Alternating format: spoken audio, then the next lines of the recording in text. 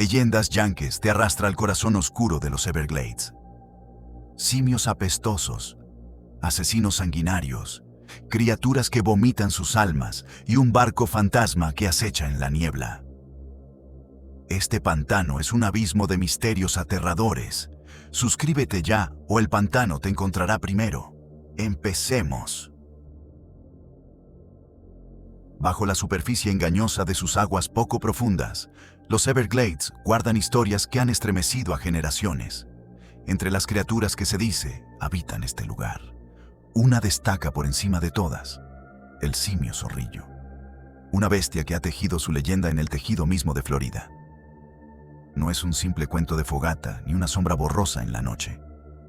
Esta criatura, apestosa y esquiva, ha sido vista por ojos confiables. Agentes de policía, biólogos, granjeros y turistas que juran haber sentido su presencia.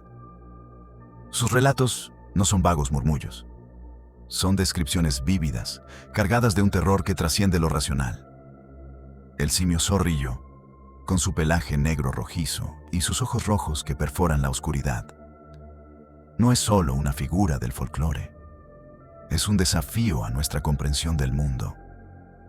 Imagina un atardecer en esta zona, el cielo teñido de un rojo ardiente mientras los mosquitos zumban como una sinfonía inquietante. Un guía turístico, con el sudor pegado a la frente, rema su bote por un canal estrecho. De pronto, el aire se vuelve pesado, impregnado de un hedor nauseabundo, una mezcla de azufre, carne podrida y algo indefiniblemente maligno. El guía se detiene, su corazón latiendo con fuerza. A lo lejos, entre los cipreses, una silueta se alza, alta, bípeda, con ojos que brillan como brasas en la penumbra. No es un oso, no es un hombre, es algo más. Antes de que pueda reaccionar, la figura se desvanece en el pantano, dejando tras de sí solo el eco de ramas rotas y el olor que se aferra a la ropa como una maldición. Los avistamientos del simio zorrillo no son recientes. En 1818, un periódico de Apalachicola relató cómo una criatura, descrita como un mono del tamaño de un hombre, aterrorizaba a los pescadores y saqueaba almacenes. Los detalles eran precisos, inquietantes. Huellas enormes, un olor que hacía retroceder incluso a los más valientes, y una presencia que parecía más que animal. Los nativos seminoles, según algunos, lo llamaban Esticapcaqui, el hombre peludo, un nombre que resuena con un peso ancestral. Pero la falta de registros auténticos de las tribus añade una capa de misterio. ¿Es un eco de sus creencias o una invención de los colonos? Nadie lo sabe con certeza. Pero el nombre persiste, susurrado en las noches sin luna. A medida que el siglo XX avanzaba, los encuentros se multiplicaron. En 1929, en Los Cayos de Florida, una torre de murciélagos en Perky se convirtió en el escenario de un episodio escalofriante. Una criatura, descrita como un simio furioso, sacudió la estructura con una fuerza que desafiaba la lógica, como si intentara derribarla en un arranque de cólera. Los testigos, temblando, aseguraron que sus ojos rojos brillaban con una furia sobrenatural antes de que se desvaneciera en la noche. En 1942, un conductor en el condado de Sunny sintió el peso de la criatura cuando ésta se aferró a su vehículo, golpeando las puertas con una fuerza descomunal antes de desaparecer en el pantano. Cada relato añadía una pieza al rompecabezas, pero ninguna ofrecía respuestas claras. En los años 60 y 70, el simio zorrillo se convirtió en una obsesión. Una familia en el condado de Alachua juró que una criatura los visitaba cada noche, sus pasos resonando en la oscuridad junto al lago Ael. Los agentes Marvin Lewis y Ernie Milner, en el condado de Palm Beach, vivieron un encuentro que los marcó para siempre. Mientras patrullaban un bosque, una figura peluda los acechó, moviéndose con una agilidad que no correspondía a su tamaño. Dispararon, convencidos de que habían acertado, pero solo encontraron mechones de pelo y alambre de púas aplastado. Evidencia de algo inmenso que había estado allí. Lewis, incluso décadas después. Defendía su historia con una convicción que ponía la piel de gallina. El clímax llegó entre 1971 y 1975, cuando los avistamientos en el condado de Broward alcanzaron un pico febril. Los residentes hablaban de una bestia que irrumpía en casas, robaba comida y dejaba tras de sí un rastro de ganado mutilado. Un agente de policía, Richard Lee Smith, relató cómo su coche golpeó lo que pensó era un hombre, solo para ver a la criatura levantarse, de 7 pies de altura, y cargar contra él antes de cojear hacia el pantano. Un granjero encontró su cerdo de 50 kilos destrozado. Las heridas demasiado brutales para un caimán o un oso. En 1974, en un sitio de construcción, la criatura reapareció, sobreviviendo a disparos y desvaneciéndose como un espectro. La legislatura de Florida, en un giro surrealista, llegó a considerar un proyecto de ley para proteger a estas criaturas, un reconocimiento tácito de que algo, aunque no pudiera nombrarlo, estaba entre ellos. ¿Qué es el simio zorrillo? ¿Un primo olvidado de Bigfoot? ¿Una especie desconocida que acecha en los márgenes de la ciencia? ¿O algo más oscuro, algo que no pertenece a nuestro mundo? Los Everglades guardan celosamente sus secretos, y cada avistamiento añade una capa de intriga. En 1997, tras inundaciones devastadoras, un operador de autobús turístico encontró huellas profundas, imposibles para cualquier animal conocido. Ese mismo año, Vince Durr, jefe de bomberos, capturó una fotografía que aún hoy provoca escalofríos. Una figura erguida, no oso, no hombre, sino algo intermedio. Y en el año 2000, una mujer en Sarasota envió fotos a la policía, convencida de que un orangután robaba manzanas de su porche. Las imágenes, conocidas como las fotos del Skunk Ape de Miaka, muestran una criatura que desafía toda lógica, con un parecido inquietante a una estatua de Bigfoot, pero con una presencia que parece demasiado viva, demasiado real. 48 de los 67 condados de Florida han reportado encuentros. No es una histeria localizada, es un fenómeno que se extiende como las raíces de los manglares.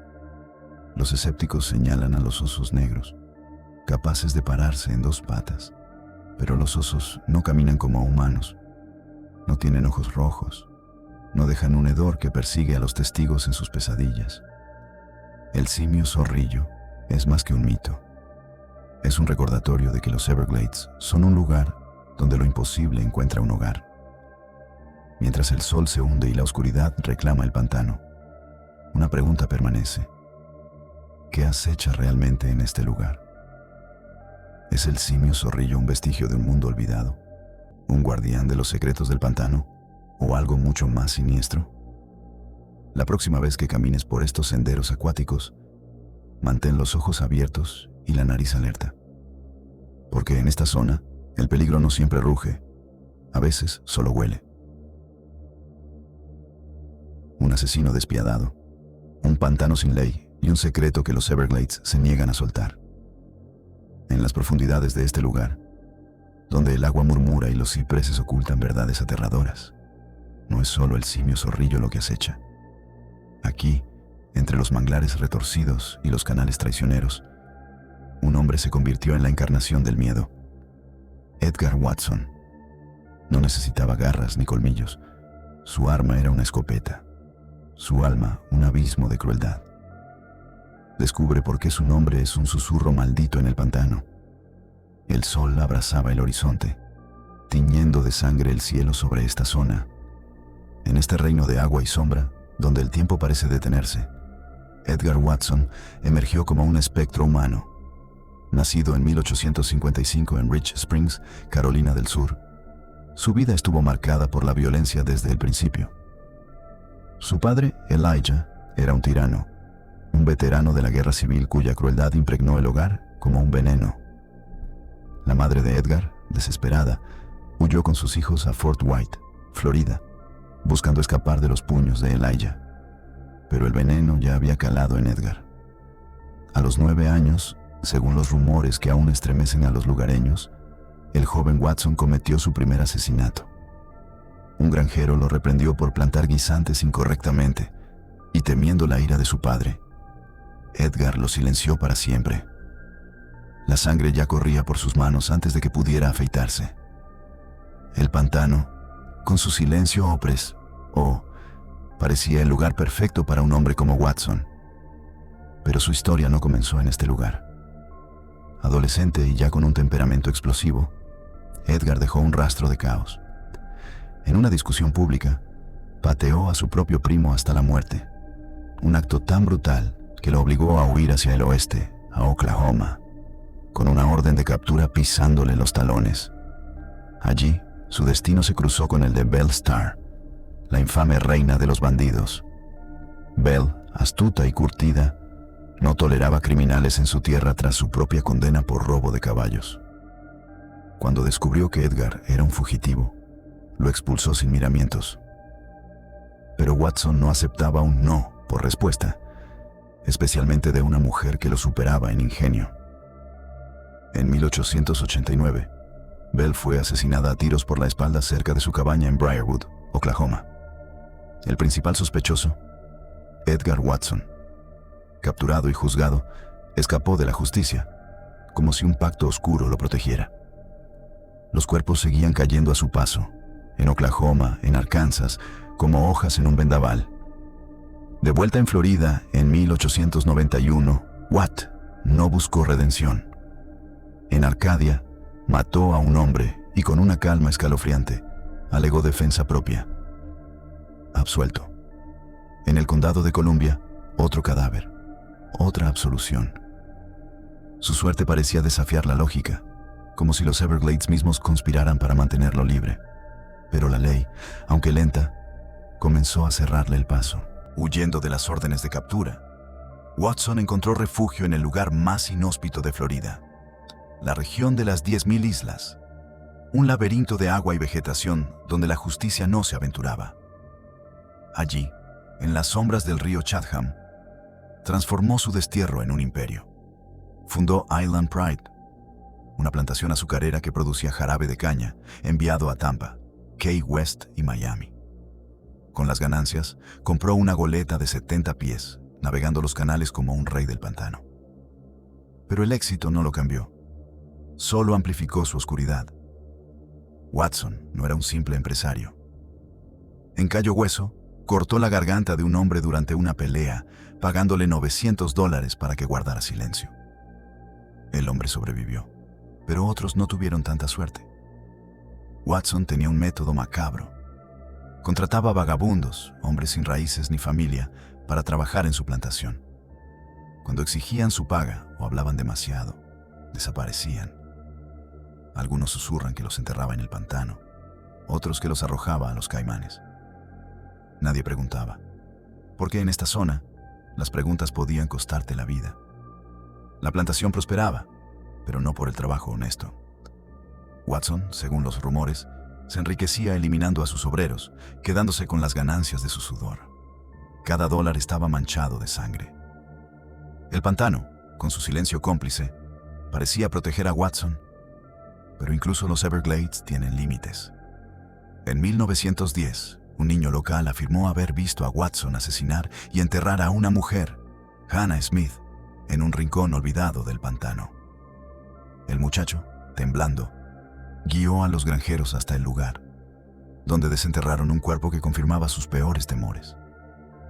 Ese mismo año, la familia Tucker, que cultivaba tierras que Watson había comprado, le pidió permiso para cosechar una última vez antes de marcharse.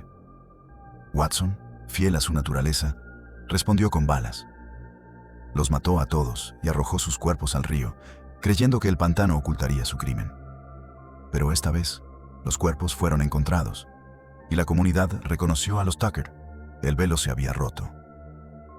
La furia de los lugareños creció como una tormenta. El sheriff, con las manos atadas por la jurisdicción, no podía actuar. Pero en esta zona no se rigen por leyes humanas.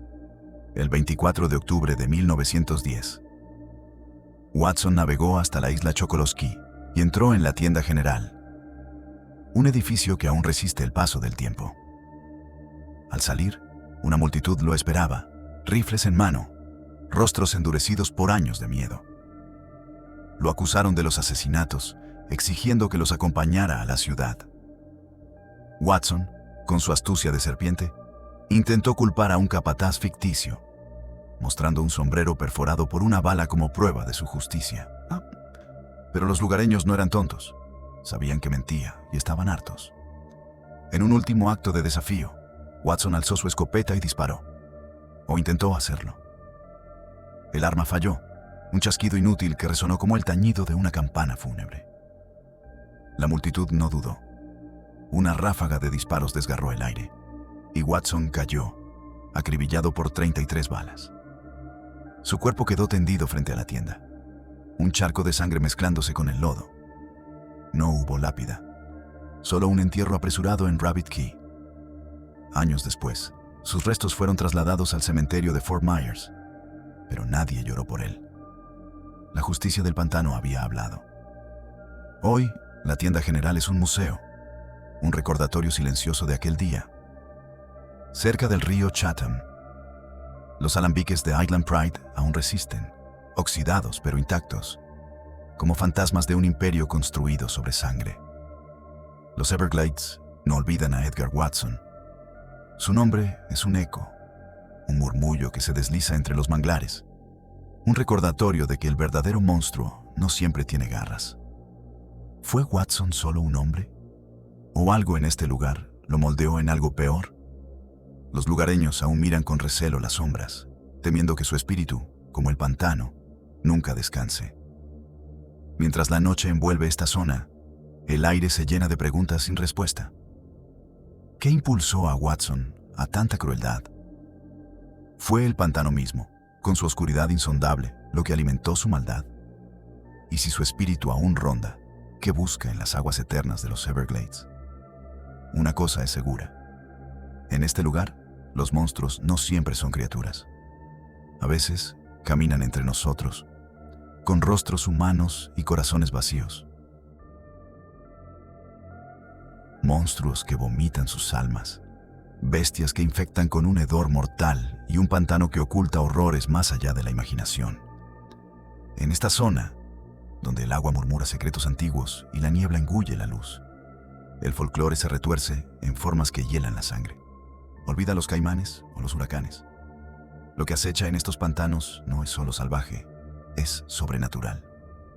El Stickini, una abominación que se transforma bajo la luna, y Long Ears, un portador de enfermedades que envenena el aire, son más que mitos. Son advertencias grabadas en el alma de este lugar.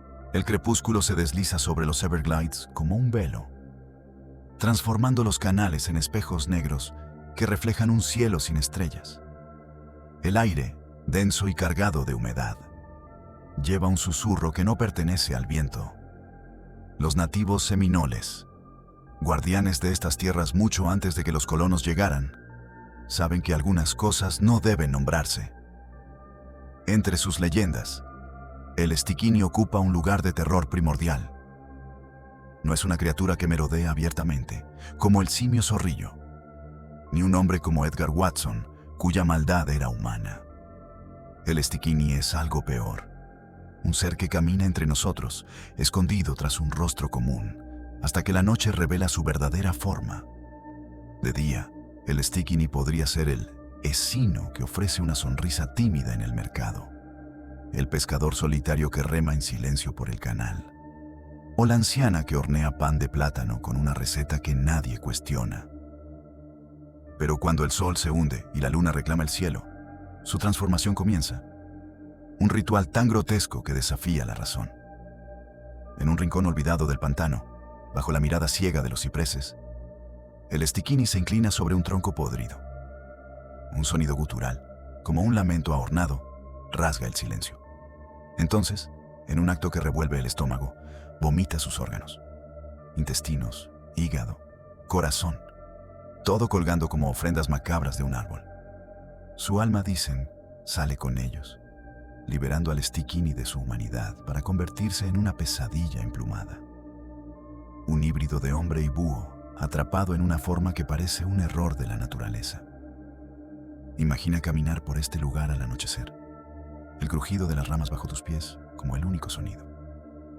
De repente, un olor fétido, no de pantano, sino de algo vivo y corrupto, te envuelve. Miras hacia arriba y ves, colgando de un árbol, una masa de entrañas brillando bajo la luz de la luna. Antes de que puedas procesarlo, un grito perfora el aire.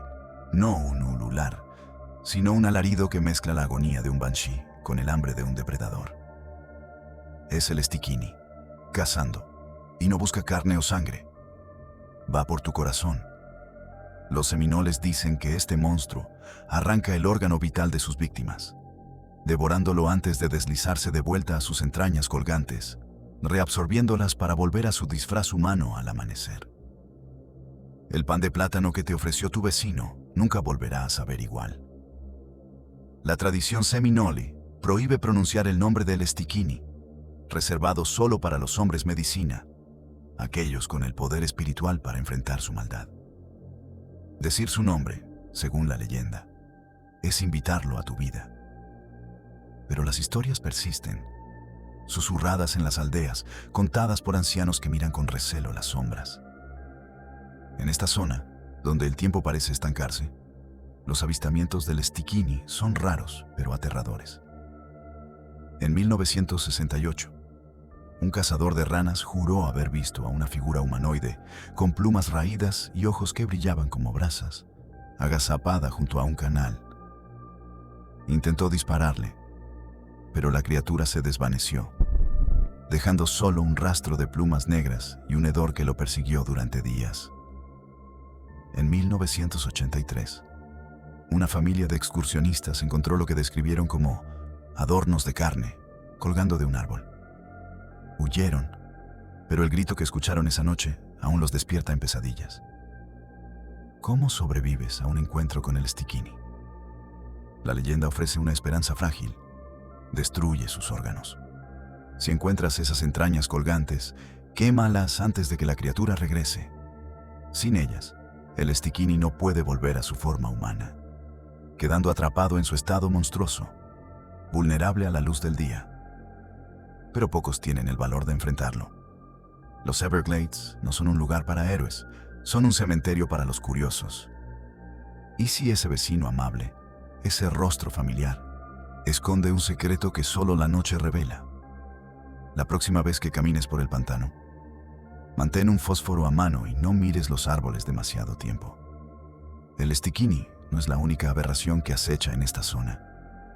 Más allá de los canales, donde el lodo chupa las botas y el aire se vuelve espeso, otra criatura merodea. Long Ears, un monstruo que no necesita garras ni colmillos para infundir terror. Menos teatral que el Stikini, pero igual de letal.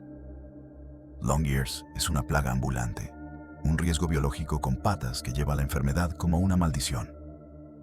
Su presencia no se anuncia con rugidos, sino con un hedor que precede su llegada, un olor a podredumbre, moho y muerte que se clava en los pulmones como un presagio. Long Ears, según el folclore seminole, tiene el tamaño de un burro, con un cuerpo que parece un lobo malformado, una cola de caballo y un rostro que no encaja en ninguna categoría conocida. Su piel grisácea está cubierta de parches de pelaje sarnoso, y sus ojos, hundidos y brillantes, parecen juzgar a todo lo que ven. Pero es su olor lo que la define. No es el hedor del simio zorrillo, que ataca los sentidos como un puñetazo. El de Long Ears es insidioso, un miasma que se infiltra en la ropa, en la piel, en la memoria. Los seminoles enseñaban a sus hijos una regla simple. Si el aire huele a algo rancio, a algo que no pertenece al pantano, corre, porque Long Ears no mata con violencia, mata con enfermedad. En las aldeas seminoles de antaño, Long Ears era una advertencia viva. Un niño que se aventuraba demasiado lejos de casa podía regresar tosiendo, con fiebre, los ojos vidriosos por algo que ningún médico podía explicar. Los ancianos decían que la criatura era un espíritu corrupto, un ser que encarnaba la enfermedad misma. Un encuentro con Longears podía significar desde un resfriado debilitante hasta una fiebre que te llevaba a la tumba. En 1951, en Oklahoma, donde el folclore seminole llegó tras la reubicación forzada, una mujer llamada Lawrence Love vio una criatura que no era ni lobo ni ciervo, sino algo intermedio. Estaba cerca de su casa, inmóvil, mirándola con una intensidad que la hizo estremecerse. En un acto de valentía o locura, le arrojó un palo. La criatura no se inmutó, solo la observó antes de desvanecerse en el bosque. Días después, Lawrence cayó enferma, una fiebre que la postró durante semanas.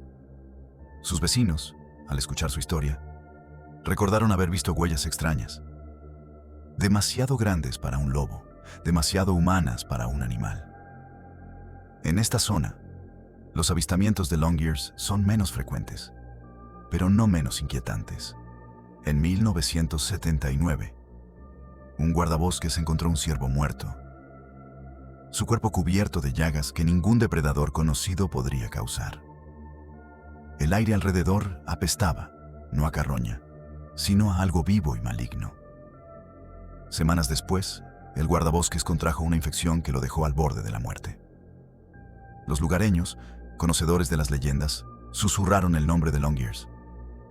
Pero el guardabosques, un hombre de ciencia, se negó a creer. Sin embargo, nunca volvió al pantano. ¿Qué es Longears? ¿Un animal desconocido? ¿Una mutación nacida del pantano? ¿O algo más antiguo? Un castigo de los Everglades por los pecados de la humanidad. Los seminoles no lo explican, solo advierten. Mantente lejos de las rocas, de los árboles, de cualquier lugar donde el aire se vuelva pesado con un olor que no pertenece. Porque Longears no persigue, espera, y su paciencia es letal. Pero los Everglades guardan más que criaturas.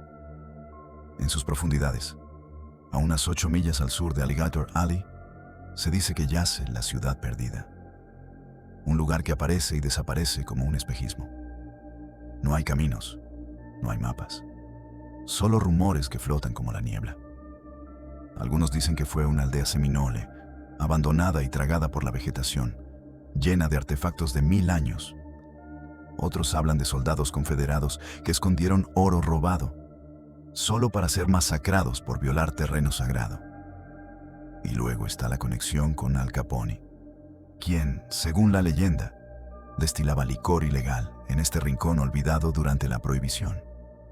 Pero lo que hace que la ciudad perdida sea verdaderamente escalofriante es su vínculo con el simio zorrillo. Los pocos que han encontrado este lugar hablan de un hedor familiar, de ojos rojos que los observan desde la maleza. Es la ciudad perdida un refugio para criaturas como el Stikini y Longears, un lugar donde los monstruos del pantano reinan supremos. En 1970, el arqueólogo Bob Carr tropezó con ruinas que lo dejaron sin aliento. Herramientas nativas, una canoa enterrada en el lodo, una caldera de hierro que podría haber pertenecido a contrabandistas. Ron Burgeron, comisionado de vida silvestre, jura que los alambiques de licor que encontró eran de los confederados. Pero otros creen que los seminoles mismos podrían haber estado involucrados en el contrabando. La ciudad perdida es real, registrada en los archivos del estado de Florida. Pero su ubicación exacta sigue siendo un misterio. Los cazadores que la avistaron desde un avión en 1949 regresaron con historias de estructuras cubiertas de enredaderas, pero nunca pudieron encontrarla de nuevo. ¿Qué protege este lugar de los intrusos?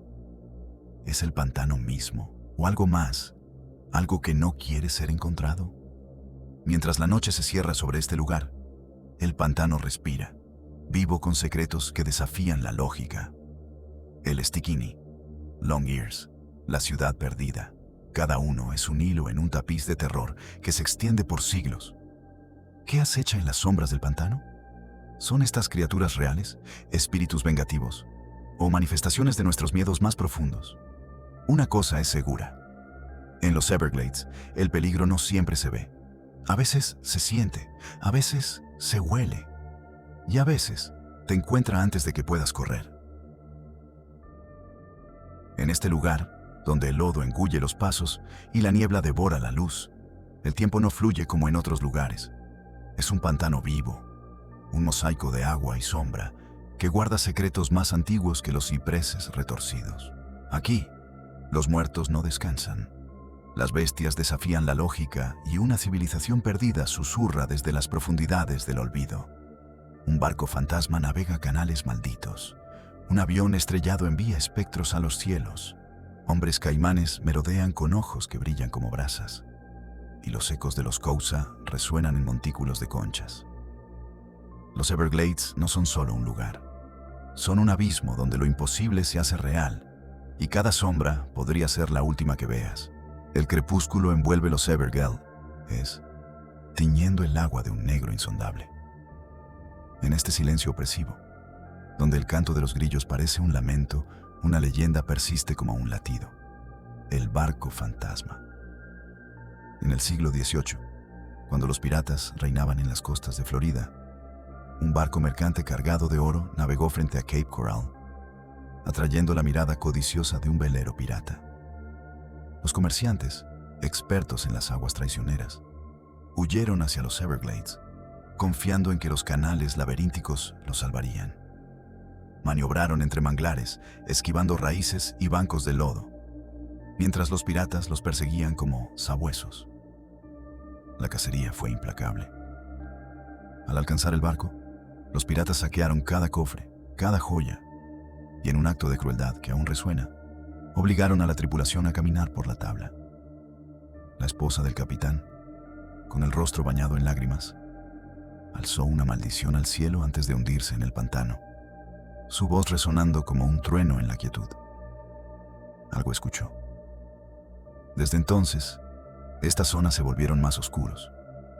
Los pescadores hablaron de una espuma blanca que surgía de la nada, alzando botes hacia el cielo antes de arrastrarlos al abismo. El barco pirata fue el primero en caer, no hundido, sino borrado, como si el pantano lo hubiera devorado. Ahora, siglos después, aparece sin aviso. Un casco podrido que cruje como huesos, velas rasgadas que ondean contra un viento inexistente, y una tripulación de esqueletos que manejan cabos con dedos huesudos. En 1901, un periódico local relató avistamientos de esta nave maldita, vista por cazadores que juraron escuchar el traqueteo de cadenas en la niebla. En 2003, un guardabosques navegaba un canal estrecho cuando una sombra emergió del agua. Un barco en ruinas que lo siguió en silencio antes de desvanecerse. Su linterna temblaba mientras remaba, el eco de su propio latido resonando en sus oídos. El barco fantasma no busca presas, es un recordatorio, una condena eterna que acecha a quienes se aventuran demasiado lejos. Si la niebla se alza y el agua se aquieta, huye. El pantano no olvida sus deudas. El cielo sobre esta zona guarda su propia maldición. El 29 de diciembre de 1972, el vuelo 401 de Eastern Airlines, un Lockheed L-Bunyan 11, despegó de Boston rumbo a Miami. Al mando estaba Robert Loft, un piloto con 32 años de experiencia, acompañado por el copiloto Albert Stockdale y el ingeniero de vuelo Donald Repo. A bordo, 176 pasajeros, incluidos Warren Terry y Angelo Donado, 2 tripulantes en viaje sin servicio. El vuelo transcurrió sin problemas hasta que, al acercarse a Miami, una luz indicadora del tren de aterrizaje delantero falló. No era un problema grave, solo una bombilla defectuosa, pero los pilotos no podían saberlo. Frustrados, intentaron solucionar el fallo, revisando la luz y enviando a Repo al agujero del infierno, un compartimento de mantenimiento donde un visor óptico permitía inspeccionar el tren. Mientras Repo luchaba en la oscuridad, el avión volaba en círculos sobre los Everglades, sumidos en una negrura absoluta. Los pilotos, más molestos que alarmados, no notaron que el avión descendía lentamente. Las grabaciones de la cabina capturan el momento. «Seguimos a 2000, ¿verdad?», preguntó Stockdale. «Oye, ¿qué está pasando aquí?», respondió Loft. Silencio. A las 23:43, el vuelo 401 se estrelló contra el pantano a más de 200 millas por hora. El terreno blando suavizó el impacto, pero no lo suficiente. De los 176 pasajeros, 103 murieron, incluidos todos en la cabina. Los sobrevivientes, arrojados al lodo entre llamas, fueron rescatados por Robert Marquis y su amigo, quienes cazaban ranas en un hidrodeslizador. Vieron una bola de fuego en la distancia y corrieron hacia los restos, escuchando gritos que aún los despiertan en la noche. La tragedia debería haber terminado allí, pero los Everglades no sueltan a sus muertos. Eastern Airlines, en un acto de pragmatismo, reutilizó partes intactas del vuelo 401 en otros aviones L-1011. Lo que siguió fue una pesadilla. En el vuelo 318, equipado con piezas del avión siniestrado, las azafatas Jenny y Denise sintieron un pavor inexplicable en la cocina inferior. Una presencia invisible las envolvió, un frío que les erizó la piel. Corrieron a la cubierta superior, pálidas, intercambiando miradas de terror. Un mes después, en el mismo vuelo, una azafata mayor, Sis, contó a los pasajeros y encontró uno de más. Un capitán de Eastern Airlines, inmóvil en primera clase, con una mirada que no parpadeaba. Sis lo abordó, pero no respondió. Cuando llamó al capitán del vuelo, este reconoció al hombre. Era Robert Loft, muerto en el accidente. Antes de que pudieran reaccionar, Loft se desvaneció, dejando un asiento vacío y un informe que Eastern Airlines enterró. Los espectros no se detuvieron.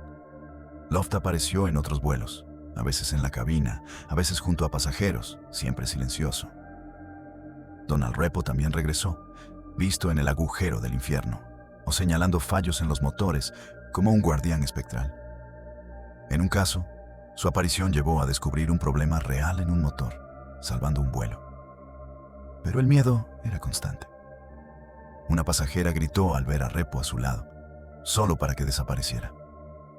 En 1974, Eastern Airlines retiró las piezas del vuelo 401.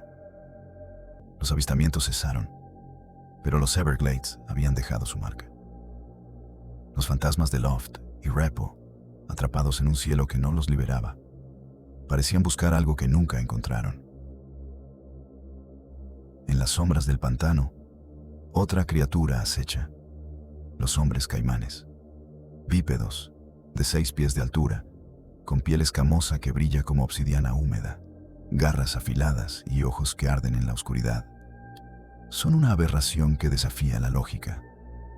Los colonos europeos del siglo XVIII hablaron de figuras altas emergiendo de los canales, demasiado erguidas para ser caimanes, demasiado humanas para ser reptiles. Algunos lo atribuyeron a nativos disfrazados, pero los relatos persisten. En 1973, en Nueva Jersey, residentes de Newton Lafayette reportaron un caimán humanoide deambulando por los bosques, como si el monstruo de Florida hubiera tomado un desvío al norte. En esta zona, los avistamientos son raros, pero inquietantes. En 2001, un pescador vio una figura escamosa caminando entre los manglares, su silueta recortada contra la luna. Intentó seguirla, pero el crujido de sus pasos lo detuvo, un eco que parecía advertirle. Los hombres caimanes no tienen la profundidad mitológica del Stickini, pero en este lugar, donde lo imposible respira, encajan como un guante. En el corazón de este pantano, una civilización perdida añade un velo de misterio. Los Causa, un pueblo que dominó el sur de Florida desde el siglo VI o IX, construyeron un imperio sin agricultura. Cazadores, pescadores y recolectores dominaban los estuarios con patios de agua, recintos ingeniosos para atrapar peces. Sus montículos de conchas y cerámica, como Mount Key, eran más que basureros. Eran marcadores territoriales, sitios ceremoniales, cementerios. Con una población de más de 20,000, los Causa imponían respeto con una estructura social compleja y una fuerza militar temida. Pero el siglo XVI trajo a los españoles, y con ellos, la enfermedad. Las epidemias diezmaron a los Causa, y su resistencia feroz no bastó. En la década de 1760, quemaron Mount Key y desaparecieron, absorbidos por otras tribus o exterminados. Sus montículos, máscaras talladas y estructuras de tabi, un hormigón primitivo, son todo lo que queda. Los arqueólogos aún excavan, fascinados por los causa. La tecnología LIDAR ha revelado la sofisticación de sus estructuras, pero su vida diaria, sus creencias, siguen siendo un enigma. Algunos susurran que practicaban sacrificios humanos, pero las pruebas son escasas. Los Causa son la civilización perdida de Florida, un eco que resuena en el pantano, un recordatorio de que incluso los imperios más grandes pueden desvanecerse sin dejar rastro. Si los Causa conocían los secretos del pantano, ¿qué poderes oscuros guardaban? ¿Y por qué los Everglades los protegieron del mundo? La noche cae sobre este lugar, y el pantano respira. El barco fantasma navega en silencio. Los espectros del vuelo 401 rondan los cielos. Los hombres caimanes acechan, y los Causa susurran desde sus montículos. El simio zorrillo, el Stickini, Long Ears, Edgar Watson, la ciudad perdida. Todos son hilos de un tapiz que no termina. Los Everglades son un enigma vivo, un lugar donde el pasado y lo imposible se entrelazan. Cada crujido, cada sombra, es una advertencia. Aquí, el peligro no siempre se ve, a veces se siente, y cuando lo hace, el pantano ya te tiene,